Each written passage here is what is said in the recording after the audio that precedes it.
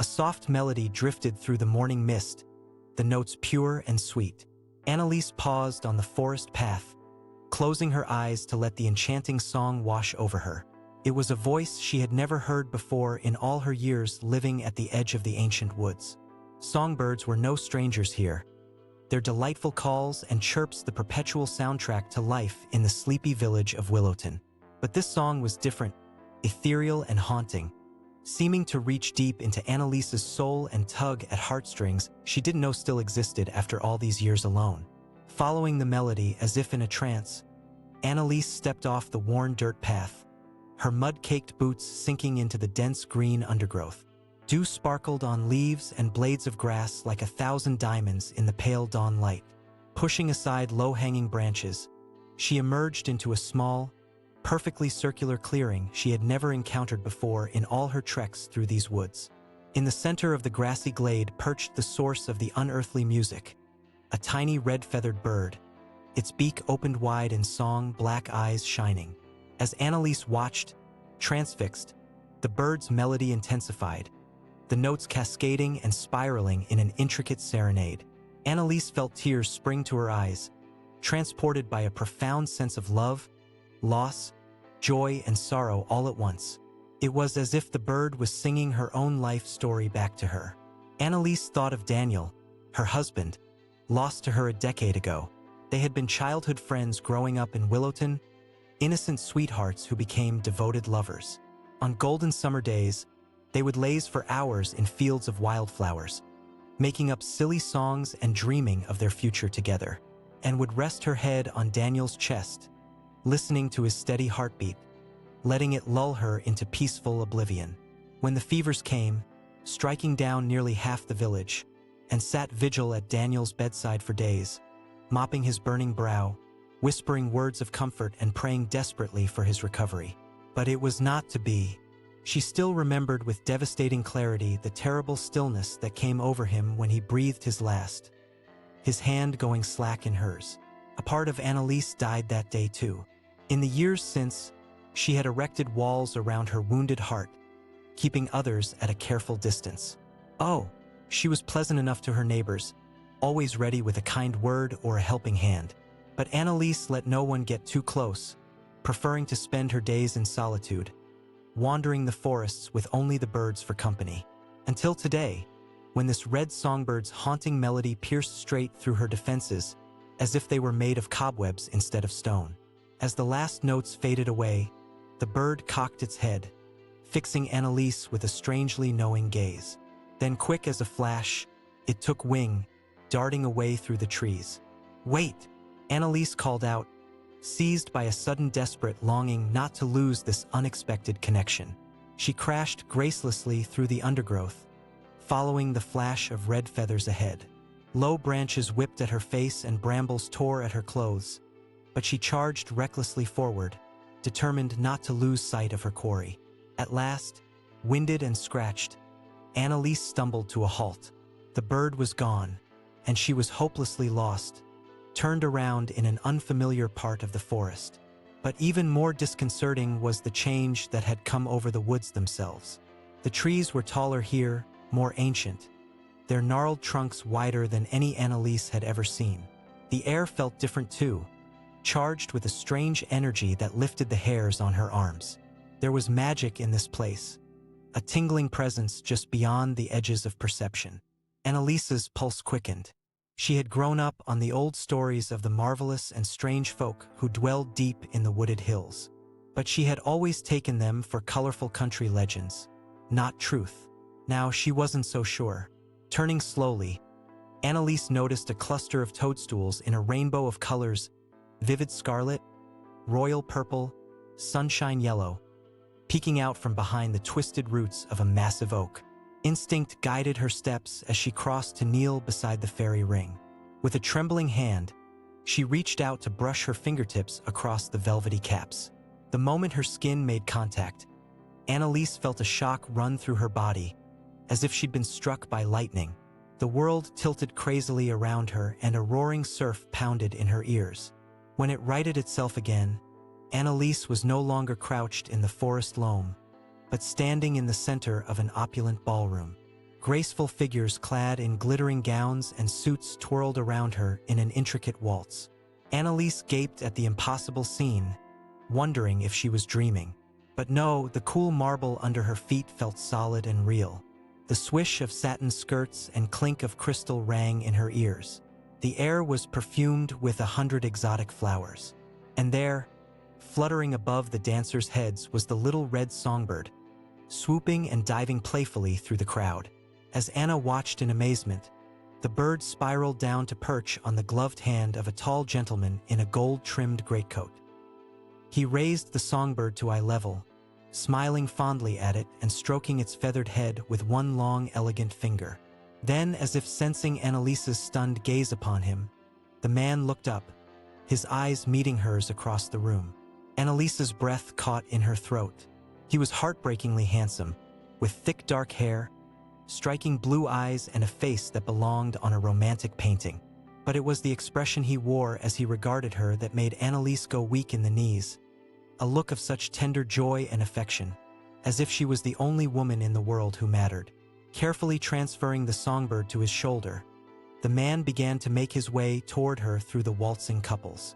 Within moments, he was standing before her, so close she could feel the heat radiating off his body. The scent of pine needles and wood smoke clung to him. Up close, Annalise could see that the indigo fabric of his coat was shot through with actual threads of gold. No village tailor could have crafted such a garment. "You came," the man said, his melodic voice tinged with wonder. "I wasn't certain you would follow." "I don't understand," Annalise stammered. "What is this place? Who are you? And the bird dash?" He smiled, reaching up to run a gentle thumb along her cheekbone. "So many questions. I will answer them all in time.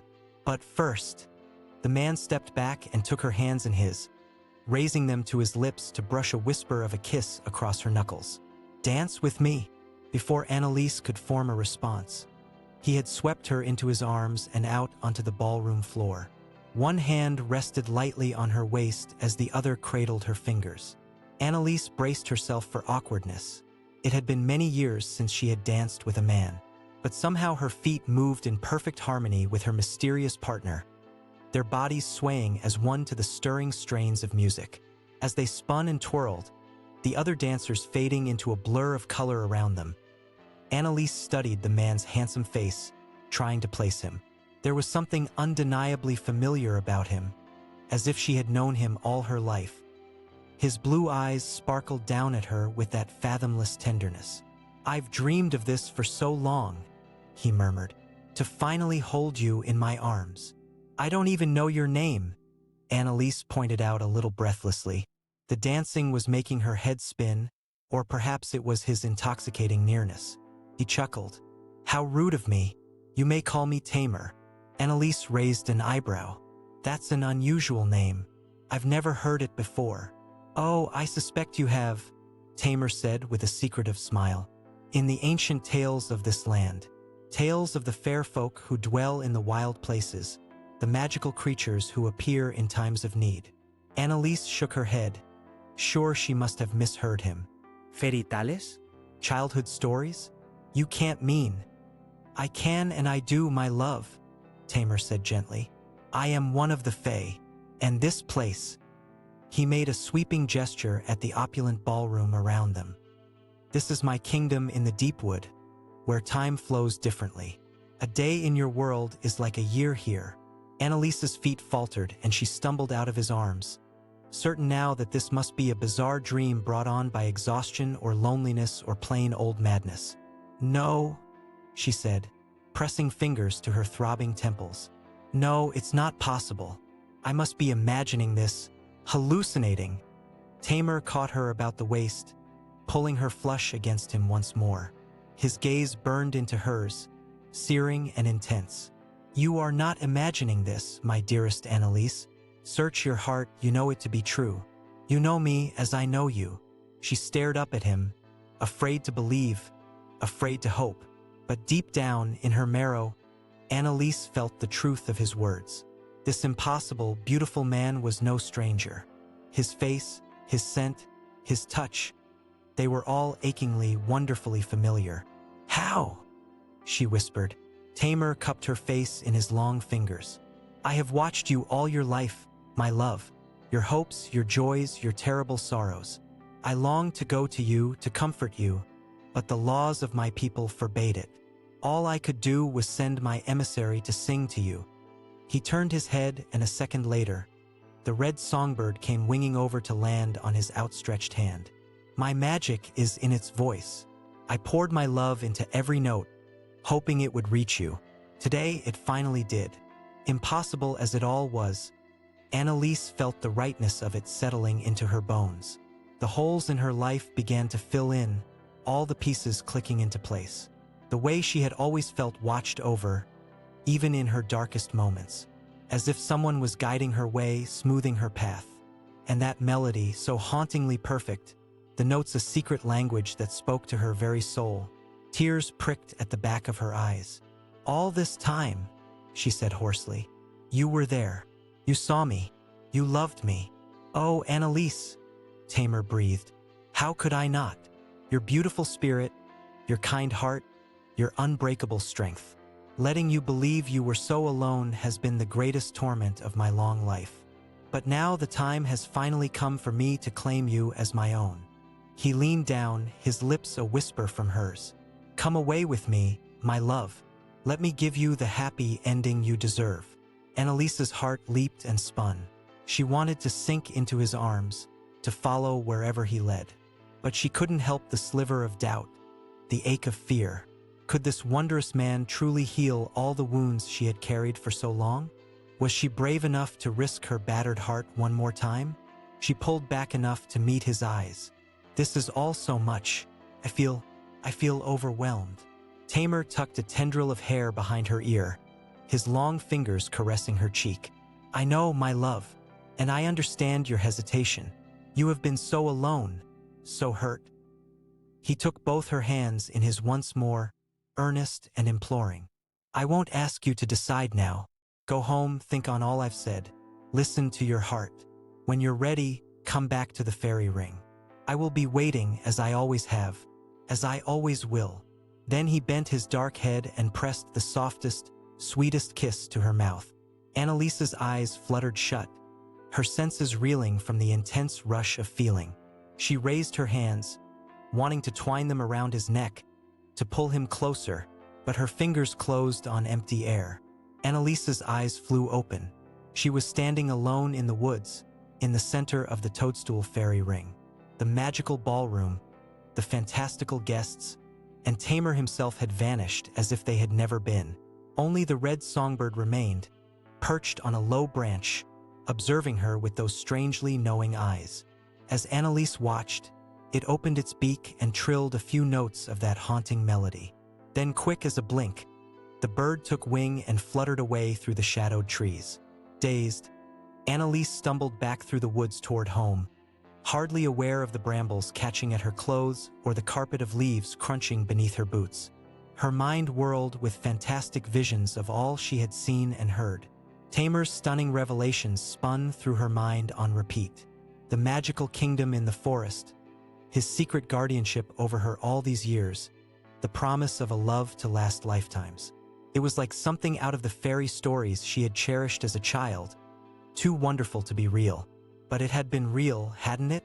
The ghostly tingle of Tamar's kiss still lingered on her lips, and her heart, that battered, brittle organ, felt more alive than it had in years, as if he had breathed new life into its shriveled chambers. Could she truly take a chance on this impossible future being offered? Was it just loneliness and fantasy making her imagine a lonely Fey Lord had fallen in love with her from afar?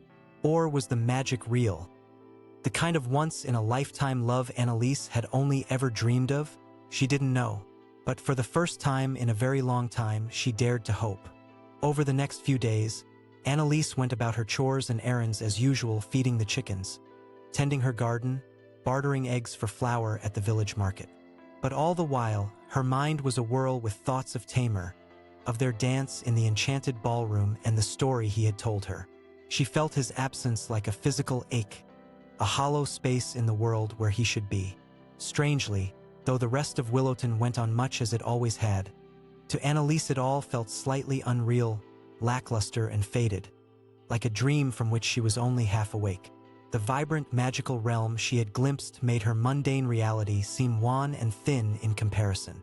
The villagers' faces, once so familiar and dear, now appeared slightly alien to her, their conversations and concerns petty and dull. It was as if, having seen behind the veil, Annalise could no longer fully inhabit the world she had known. But even as she grew more dissatisfied with her provincial life, nagging doubts continued to trouble her about Tamer's offer. Annalise knew little about the fae beyond the legends and old wives' tales. Capricious, sometimes cruel creatures who might spirit away mortals on a whim, the stories went. How could she be certain Tamer's intentions were true? Perhaps his professions of undying love were just pretty lies, his magical kingdom an illusion. And yet, whenever such dark thoughts gripped her, Annalise would hear the lilting cry of a songbird outside her cottage and feel her misgivings melt away. She would remember the pure adoration shining in Tamer's eyes, the perfect fit of her hand in his. In her marrow, she knew their connection was real. After a lifetime of feeling lost and alone, could she really turn her back on a chance at joy, even if embracing it meant relinquishing everything she'd ever known? The answer, Annalise finally realized, was no. She had been surviving for so many years, enduring, putting one foot in front of the other because there was nothing else to do. But a chance to truly live again, to love again, for that she would risk anything, everything. So it was that one golden autumn morning, Annalise packed a small satchel with a few cherished mementos and set off into the hazy dawn. Her steps were light but certain as she followed the forest path, letting her heart be her compass. She didn't know what the future held, only that Tamer would be in it. And that was enough. The woods seemed to part before Annalise like a living thing, ushering her along. In no time at all, she found herself standing before the fairy ring where it had all begun. The toadstools glistened with dew, an iridescent rainbow against the forest floor. Annalise barely hesitated before stepping into the center of the circle, fingers trembling only slightly as she reached out to brush the nearest cap. The world lurched and spun, a dizzying kaleidoscope of color and sensation. When it righted itself again, Annalise found herself standing once more in the center of that enchanted ballroom. Everything was just as she remembered, the huge, domed space lit by the glow of 1,000 candles, the elegant couples swirling to music that seemed to emanate from the very air. And there, standing at the edge of the dance floor, resplendent in blue and gold, was Tamer. He met her eyes across the room, his face transforming with incandescent joy. In a few swift strides he had crossed to her and pulled her into his arms, spinning her around and around until she was breathless and laughing. Setting her back on her feet, Tamer took her face between his palms, his thumbs stroking her cheekbones. "You came back," he said, wonder and elation thrumming in his voice. "Oh, my love, my heart, you came back to me." "I did," Annalise whispered. All her doubts and fears had vanished the moment his arms closed around her. This was where she belonged, who she was meant to be. The years of sorrow and solitude fell away like a shed skin, and Annalise felt herself unfurling, becoming new. "I couldn't stay away. You are my home, Tamer, my once-in-a-lifetime." He made a low sound of rapture and folded her close, burying his face in her hair. They clung to each other as the dancers whirled around them, lost in their own perfect world. After an endless, blissful moment, Tamer pulled back just far enough to drink her in, joy and adoration blazing in his blue eyes. "And you are mine," he vowed thickly, "from this day and for all the ages to come. My queen, my goddess, my only love. I will spend eternity making sure you never doubt it." Then he claimed her mouth with his, and Annalise let herself fall, knowing he would always be there to catch her. Their kiss was a homecoming, a beginning, a promise. The future stretched before them, shining and infinite with possibility. When they finally surfaced, foreheads pressed together as they shared breath and smiles, Tamer swept an arm out to encompass the splendor surrounding them. "Welcome to your kingdom, my love," he said, eyes dancing with mischief and tender affection. "I know it's not much, but it's ours." Annalise laughed, too incandescently happy to feign an ounce of censure. It's perfect. Everything is perfect. Then a thought occurred to her and she arched an impish eyebrow. Though, perhaps not everything. At Tamer's quizzical head tilt, she elaborated. I will be a very poor kind of fairy queen until I learn to dance like one. And as you've said, we have all of eternity ahead of us. She let the words trail off suggestively. Understanding burst across Tamer's face like the dawn, and he beamed at her, brilliant and boyish. Annalise's heart turned over at the sight. She would happily devote forever to making this extraordinary man smile like that. Well then, Tamer said, taking her hands and placing them on his shoulders with exaggerated gallantry. Let the dancing lessons commence immediately. I find I'm eager to put my new queen through her paces. He winked and Annalise shivered pleasantly, sensing the passion and promise behind his playful words. Swaying into his arms, she opened her heart fully, ready for anything, everything. As Tamer guided her in a sweeping, graceful waltz, Annalise caught a flash of red in her peripheral vision. Turning her head slightly, she saw the little songbird perched on a window ledge, watching the festivities with what she would swear was a satisfied air. Look, she murmured to Tamer, indicating the bird with a subtle jerk of her chin. Your emissary is still here. Our emissary, he corrected gently. The voice of our love. Annalise liked the sound of that. Already she was beginning to think of herself as part of this glorious new world, joined with Tamer in all things. Mates, partners, equals. As they circled the floor, utterly in their own blissful bubble, Annalise heard the songbird lift its voice in an exultant trill. The melody merged seamlessly with the strains of the orchestra, familiar notes weaving together to tell the tale of two hearts finally joining as one. She smiled. There would be so many new songs to learn and sing, so many joyous refrains. I love you, Annalise said, gazing up at Tamer with eyes gone glassy with happy tears. I didn't know it was possible to be this happy. He kissed her again, softly, reverently. Anything is possible now that we're together, my goddess. This is only the beginning. And so Annalise danced on into the beginning of her own fairy tale. The songbird's melody followed them, an anthem of hope and love and happily ever afters, ringing out to fill all the hidden corners of the enchanted forest. Annalise had finally found the music she was always meant to make, and she would never stop singing.